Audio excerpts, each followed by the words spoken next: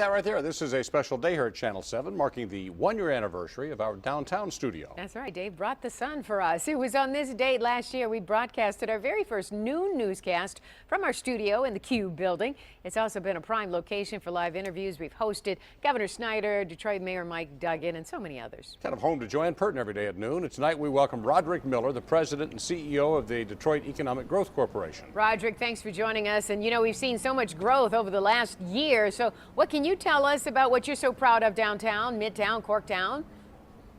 Well, you know, there's a lot of great things happening. I'm really excited. I mean, as we look at it region-wide, this region has led the country in manufacturing job growth since 2009. And right now, we look at the Mount Elliott corridor. We're just completing a study of that corridor in the northern part of Detroit, where we're finding that there's capacity for an additional 17,000 jobs in the city of Detroit. And over the past year, I mean, we've had wins like the Lightweight Innovation for Tomorrow, which is a government-funded lightweight materials organization, which is creating a lot of jobs here in the city, and that's over in Corktown.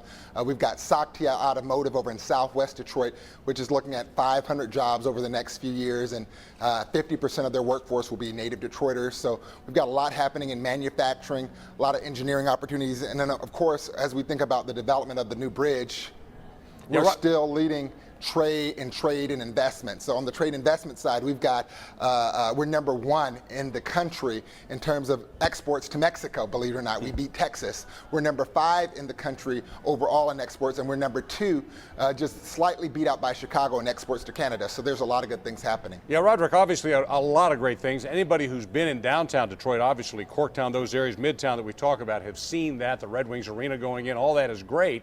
But still, people ask the question, when does the rest of the city and the region benefit from this? Yeah, the reality is the rest of the city and the region is benefiting from it now. I mean, one of the things that we're seeing is that there is population stabilization in downtown, and in order to have a strong region, you have to have a strong heartbeat. And the city, the downtown and the midtown is the heartbeat of the city. But when we talk about things like the 7 Mile and Livernois area, through our Motor City Match program, we've funded numerous businesses over there.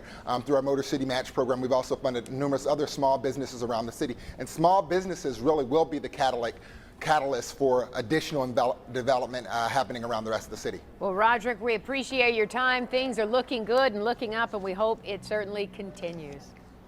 Thanks for having me. Oh, always a pleasure. Thank you so much. Hey, speaking of downtown,